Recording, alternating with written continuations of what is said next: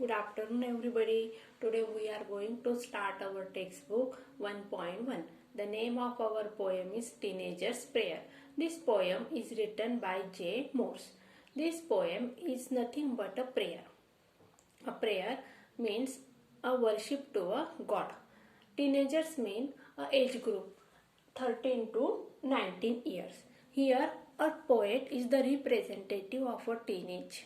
Okay बघा विद्यार्थ्यांनो, आज आपल्याला आपल्या इंग्लिशमधलं जे आपलं पहिलं चॅप्टर आहे त्यातलं 1.1 टीनेजर्स पोयम यातली ही पहिली पोयम आहे. ही आपल्या पोयमचं नाव आहे टीनेजर्स पोयम. ही सुरू करायची आहे.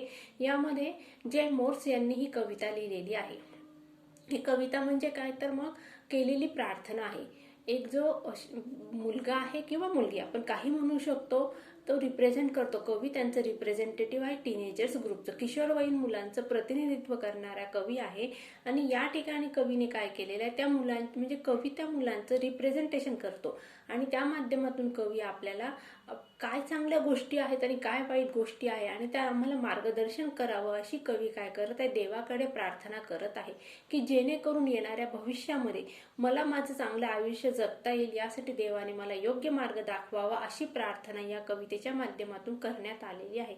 चला तर मग आपल्याला कवितेला सुरुवात करायची आहे. सगळ्यांनी पुस्तकं ओपन करा, आपण बघूया poem.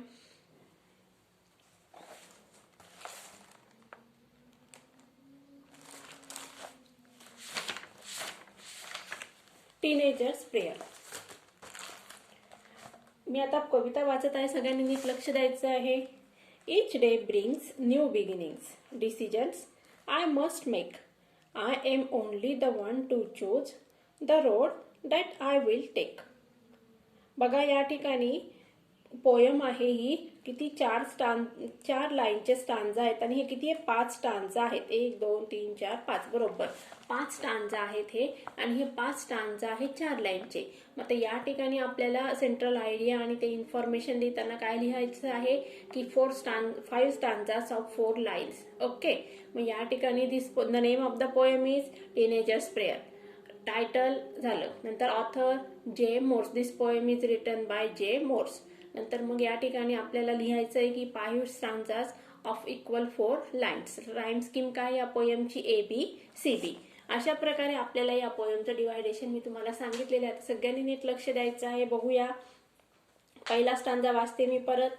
Each day brings new beginnings, decisions I must make. I am the only one to choose the road that I will take. Each day brings new beginnings. या ठिकाणी ही जी मुलगी आहे ही रिप्रेझेंट करते कोणाचं, टीनेजर्सचं. म्हणजे किशोरवयीन जो ग्रुप आहे 13 ते 19 हा जो वयाचा जो कालावधी आहे, या कालावधीमधील जे मुलं किंवा मुली आहेत त्यांचं रिप्रेझेंटेशन या ठिकाणी करण्यात आलेलं आहे. काय म्हटली पहिली लाईन बघा. इच डे म्हणजे प्रत्येक दिवस, ब्रिंग्स न्यू बिगिनिंग्स एक नवीन सुरुवात घेऊन येतो. आमच्यासाठी प्रत्येक दिवस, येणारा हा प्रत्येक दिवस काय एक नवीन सुरुवात आहे. Decisions I must make. आणि मला त्यासाठी काय करायचे, डिसिजन्स म्हणजे काय निर्णय घ्यायचे आहेत. Decisions I must make. I means poet, but poet is representative of the teenagers group. मग काय सांगण्यात आलेले, कवी काय म्हणत आहे या ठिकाणी की मला निर्णय घ्यावे लागणार आहेत. आता या ठिकाणी बघा डिसिजन्स आय मस्ट मेक. या ठिकाणी कुठला फिगर ऑफ स्पीच आहे मग, इन्व्हर्जन. कारण का या ठिकाणी प्रॉपर SVO स्ट्रक्चर फॉलो करण्यात आलेलं नाही आहे. बघा कसं असणार मग structure. I must make decisions. पण या ठिकाणी पोएटने कसं घेतलेलं आहे, डिसिजन्स आय मस्ट मेक. समजलं इथपर्यंत सगळ्यांना. प्रत्येक दिवस, येणारा जो प्रत्येक दिवस आहे तो कसा आहे, एक नवीन सुरुवात घेऊन येणार आहे आणि प्रत्येक येणाऱ्या दिवसांबरोबर काहीतरी निर्णय मला घ्यावे लागणार आहेत. पुढे बघूया. I am the only one to choose the road that I will take. मग या ठिकाणी काय सांगण्यात आलेलं आहे, कवीने काय सांगितलेलं आहे, I am the only one to choose. म्हणजे मलाच काय करायचं आहे, निर्णय घ्यायचा आहे. चूज म्हणजे काय, निवडणे. I am the only one to choose, मला स्वतःला निवड करायची आहे. The road that I will take. Road म्हणजे काय, रस्ता.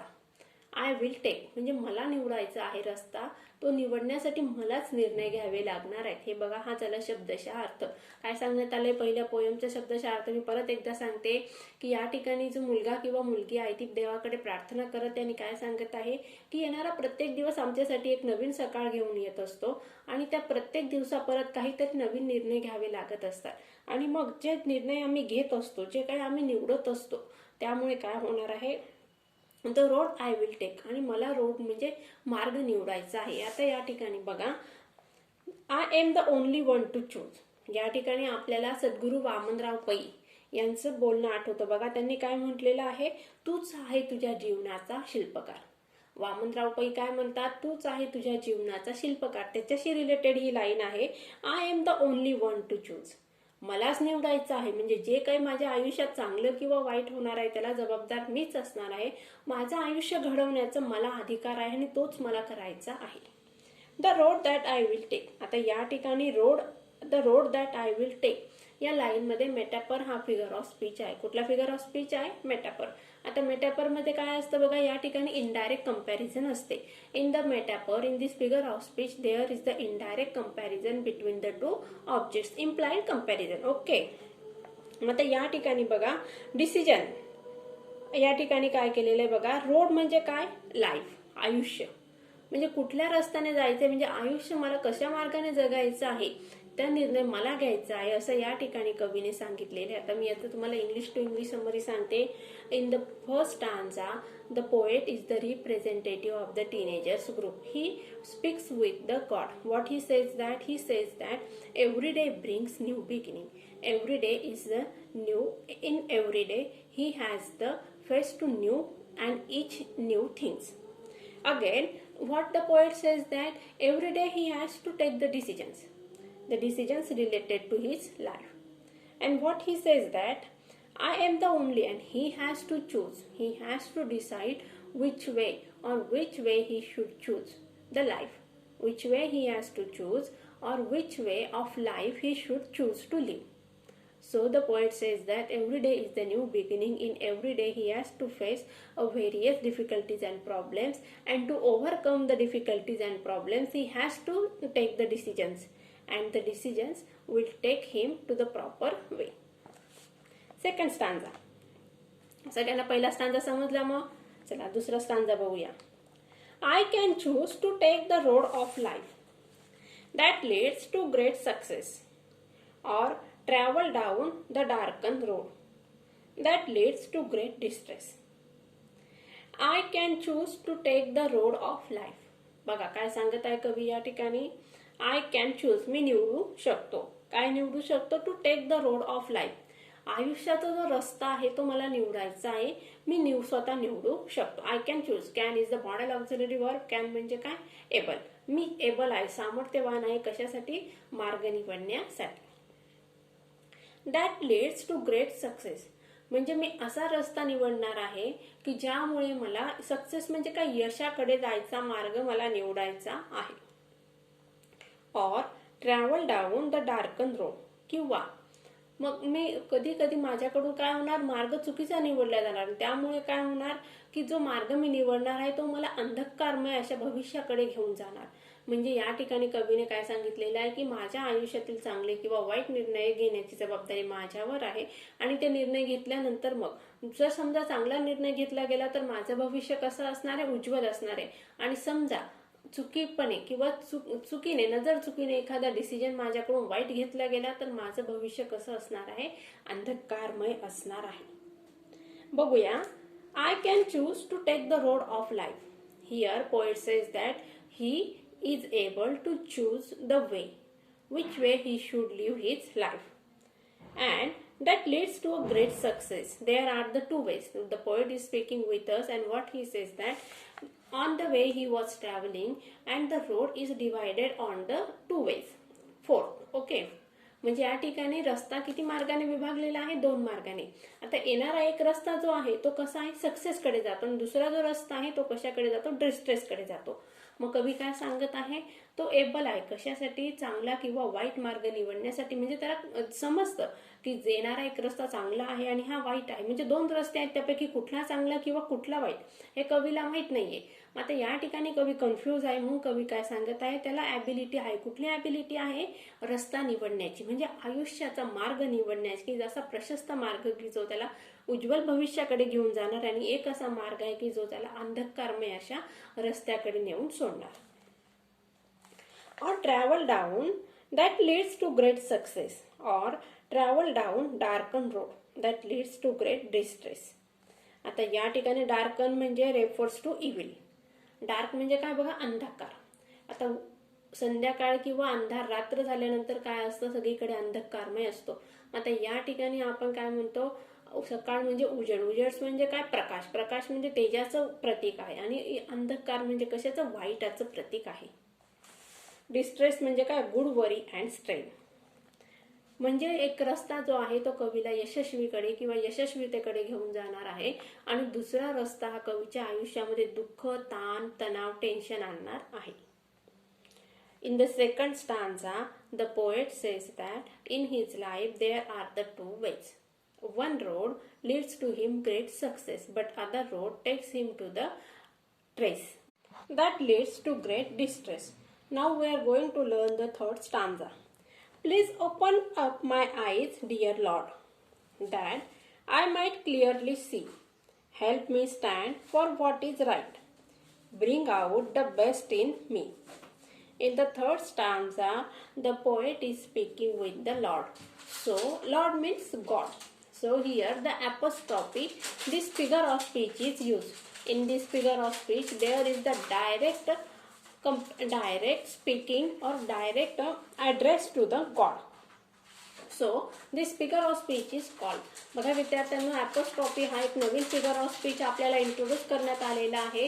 त्या फिगर ऑफ स्पीच मध्ये डायरेक्ट असा ऍड्रेस असतो. म्हणजे पोएट या ठिकाणी डायरेक्ट बोलत आहे. कोणाशी बोलत आहे, गॉडशी बोलत आहे. काय सांगत आहे, देवा माझे डोळे उघड. म्हणजे या ठिकाणी कवी झोपलेला आहे असं आपल्याला कवीला सांगायचं आहे का, तर नाही. तर या ठिकाणी डोळे उघड म्हणजे जो योग्य मार्ग आहे तो मार्ग मला दाखव, या ठिकाणी कवी सूचित करत आहे. कोणाला सूचित करत आहे, देवाला सूचित करत आहे की देवा मला योग्य असा मार्ग तू दाखव. That I might clearly see. What poet want to see clearly? The right path. The path which may lead him to great success. Help me stand for what is right. Again the poet says that to show him, to guide him. Help me means to guide him. Stand for what is right. To guide him what is the right or what is the wrong. He is little bit confused to choose the way. Which way is right and which way is wrong. So the poet requests to God that to help him to choose the right path. Bring out the best in me. And again the poet requesting to God that to bring out means he wants to be a good person. So to bring out the best in me. बघा या ठिकाणी या third स्टांजामध्ये कवी काय करत आहे, देवाजवळ प्रार्थना करत आहे आणि देवाला काय सांगत आहे की देवा माझे डोळे उघड. म्हणजेच डोळे उघड म्हणजे काय, तर या ठिकाणी त्याला योग्य मार्ग दाखव. कवी देवाला काय सांगत आहे की देवा मला योग्य मार्ग दाखव, तू माझा दिशादर्शक बन, की जो मार्ग योग्य आहे त्या रस्त्याने तू मला घेऊन जा. That I might clearly C, की जो मी बघू शकेल रस्ता जो आहे, जो योग्य रस्ता आहे, चांगला वे आहे, भविष्य उज्ज्वल असणार आहे, अशा रस्त्याकडे मी जाईल आणि तो रस्ता दाखवण्याचं काम तू मला कर, असं या ठिकाणी कवीने देवाला प्रार्थना केलेली आहे. Help me stand for what is right. आणि पुन्हा मदत कर कशासाठी, व्हॉट इज राईट म्हणजे काय, जे योग्य आहे. योग्य आणि अयोग्य अशा दोन गोष्टी असतात, त्यातली योग्य गोष्ट कुठली निवडायची आहे आणि योग्य गोष्ट कोणती आहे ती योग्य गोष्ट मला तू सांग. Bring out the best in me. त्याचबरोबर माझ्यातल्या ज्या चांगल्या क्वालिटीज आहेत त्या क्वालिटीज वाढण्यासाठी किंवा त्या क्वालिटीज डेव्हलप होण्यासाठी तू मला मदत कर. अशा प्रकारे तिसऱ्या स्टांजामध्ये कवीने काय केलेले, देवाला प्रार्थना केलेली आहे. देवाला सांगितले की देवा मला योग्य मार्ग दाखव, तू माझा दिशादर्शक बन, की जेणेकरून मी योग्य मार्गाने प्रवास करेल, चांगल्या गोष्टी मी माझ्या आयुष्यात स्वीकारेल आणि माझा चांगल्या गुणांचा विकास होईल. In the third stanza, the poet is directly speaking to the god. So apostrophe, this figure of speech is used. The poet is requesting to the god that to show him the right path.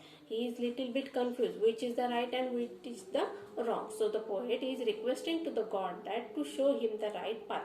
Again, the poet requests the poet that to show him the right path, and he may see the right path properly. And again the poet requests the god to help him for what is the right and what is the wrong, to choose between the right and wrong things. Bring out the best in me and also bring out his best qualities so that he may choose the right path, he may live the better life. Fourth stanza. Help Lord to just say no when temptation comes my way, that I might keep my body clean and fit for life each day. In the fourth stanza, the poet again requests to the god. For what he is requesting? To say no. For what he may say no? For the bad things, for the bad temptations. Okay. Help Lord to just say no. In the fourth stanza, poet is requesting to the god that to help him to say no. For what? When the temptation.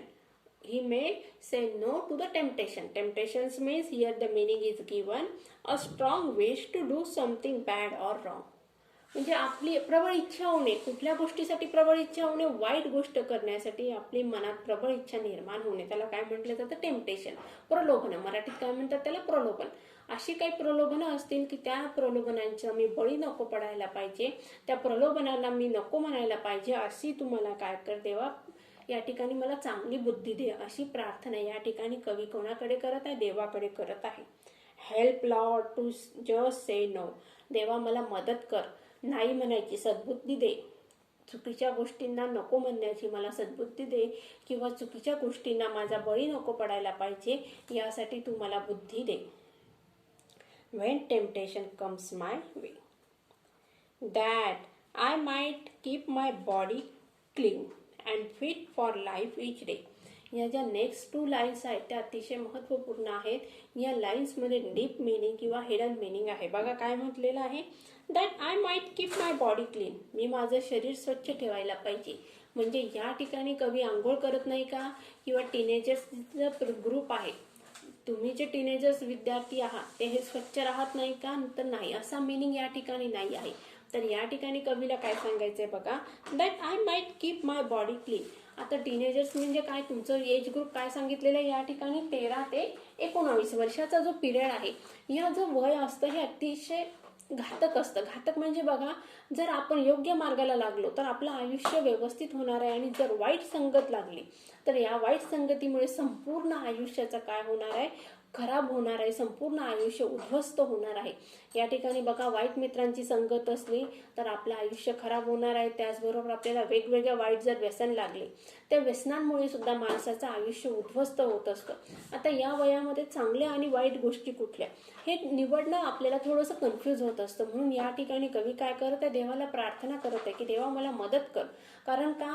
सगळ्याच गोष्टी चांगल्या वाटतात मला, आणि त्यातली चांगली कुठली वाईट कुठली हे समजत नाहीये. म्हणून देवा तू मला मदत कर. वेगवेगळ्या प्रकारची प्रलोभन आहेत. वाईट मित्र परिवार आहे. या ठिकाणी आता बघा, आपण आजच्या प्रेझेंट एजमध्ये मोबाईलचं व्यसन म्हणू शकतो, किंवा TV बघण्याचं, पिक्चर बघण्याचं, गेम्स खेळण्याचे, हे काय आहेत? टेम्पटेशन्स आहेत, वाईट प्रलोभन आहेत. हे का? तर तुम्ही म्हणणार मॅडम आम्ही TV बघायचा नाही का, गेम खेळायचा नाही? नाही, खेळायचं, पण प्रत्येक गोष्टीला काय असते? लिमिट असते. आणि लिमिट जर क्रॉस केली तर त्या माणसाला काय होतं? त्या घातक गोष्टी ठरत असतात, किंवा माणूस त्याचा काय बनतो? शिकार बनत असतो, बळी जात असतो माणूस त्या गोष्टींचा. म्हणून या ठिकाणी कवीने काय सांगितलेले की देवा माझं शरीर स्वच्छ ठेव. म्हणजे अशा वाईट गोष्टी ज्या आहेत त्या माझ्यामध्ये यायला नको पाहिजेत. म्हणून देवा तू मला मदत कर. म्हणून आपल्याला या ठिकाणी शब्दाचा अर्थ घ्यायचा नाहीये की माझी आंघोळ करत नाही म्हणून देवा तू माझं शरीर स्वच्छ ठेव, असा अर्थ न घेता वाईट सवयी माझ्यामध्ये यायला नको पाहिजे यासाठी कवी काय करत आहे? देवाकडे प्रार्थना करत आहे. पुढे बघूया. अँड म्हणजेच या ठिकाणी बघा काय सांगायचंय? I might keep my body clean means mentally he wants to be a good person, and physically he wants to be a healthy person. And fit for life each day. Fit for life म्हणजे काय? Fit म्हणजे physically. He may be strong physically. So he again requests to God that he wants to be a mentally and physically a good person, a good human being. He wants to face the life, so he wants to be physically as well as mentally a strong person. Last stanza. समजलं विद्यार्थ्यांनो? चौथा stanza तुम्हाला समजला का? परत एकदा सांगते, या स्टांजामध्ये कवी काय करत आहे? देवाकडे प्रार्थना करत आहे. त्याला काय सांगत आहे? देवा मला ताकद दे नाही म्हणण्याचे. तर नाही कशाला म्हणायचं? प्रलोभनांना. माझ्या आयुष्यात वेगवेगळे प्रलोभन येणार आहेत. मला वाईट मित्रांची संगत लागू शकते. ते मला वेगवेगळ्या सवयींच्या अधीन घेऊन जाऊ शकतात. त्यामुळे कवी काय सांगत आहे की मला अशा प्रलोभनांपासून लांब ठेव किंवा मला त्या प्रलोभनांचा बळी नको पडू देऊ. मला त्या ठिकाणी त्या गोष्टींना नाही म्हणण्याची ताकद तू दे, की जेणेकरून माझं शरीर म्हणजे माझं अंतर्मन शुद्ध राहील. मला वाईट गोष्टी लागणार नाहीत, सवय लागणार नाही.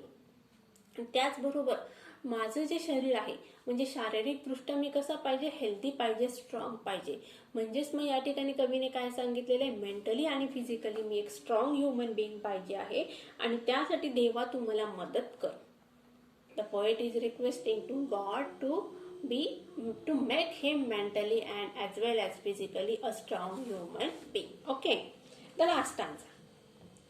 When my teenage years are over, I know that I will see that life is live its very best with you walking next to me.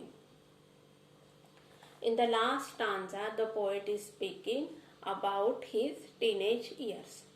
He says that when his teenage will over, what will happen? He is talking in the last stanza. म्हणजे शेवटच्या स्टांजामध्ये कवी काय कल्पना करत आहे? ज्यावेळेस माझा किशोरवयीन ग्रुप जो आहे किंवा किशोरवयीन जे कालखंड आहे तो संपणार आहे आणि त्यानंतर मग माझ्या आयुष्याचं काय होणार आहे ते या ठिकाणी कवीने सांगितलेलं आहे. When my teenage years are over, ज्यावेळेस माझं किशोरवयीन ग्रुप किंवा वय जे आहे ते संपणार आहे, त्यानंतर I know that I will see, त्यानंतर मला बघायचं आहे. काय बघायचं आहे? That life is live its very best. म्हणजेच माझं जे आयुष्य असणार आहे ते कसं असणार आहे? मग अतिशय चांगलं असं सुंदर असं माझं आयुष्य असणार आहे. With you walking next to me. Walking next to me means मग या ठिकाणी कवी काय सांगत आहे की तुम्ही माझ्या बरोबर असणार आहे. तुम्ही म्हणजे कोण? देव. कवी काय सांगत आहे की देवा माझं किशोरवयीन संपल्या, एक किशोरवयीन जो कालखंड आहे किंवा एज ग्रुप आहे, टीनेजचं एज ग्रुप आहे तो संपल्यानंतर माझं येणारं जे आयुष्य आहे, फ्युचरचं लाईफ आहे ते अतिशय सुंदर असणार आहे. कारण का? कारण पुढच्या आयुष्यामध्ये तुम्ही मला संगत देणार आहे किंवा देवा तुम्ही माझ्यासोबत राहाल. लाईननुसार बघूया चला.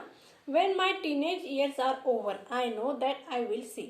The boy is telling, boy means the representative of the teenagers, the poet. The poet is talking with us and he talks us with that when his teenage will over. Then he know that, what he know that he will see in future, he will see that his life is live with very best. Means in future his life will be better and a good life because the God with him, God lives with him. God will show him the right path, the right way in which he use the right path and right life. Okay, चला मग विद्यार्थ्यांनो अशा प्रकारे आपण teenagers prayer ही poem संपवलेली आहे.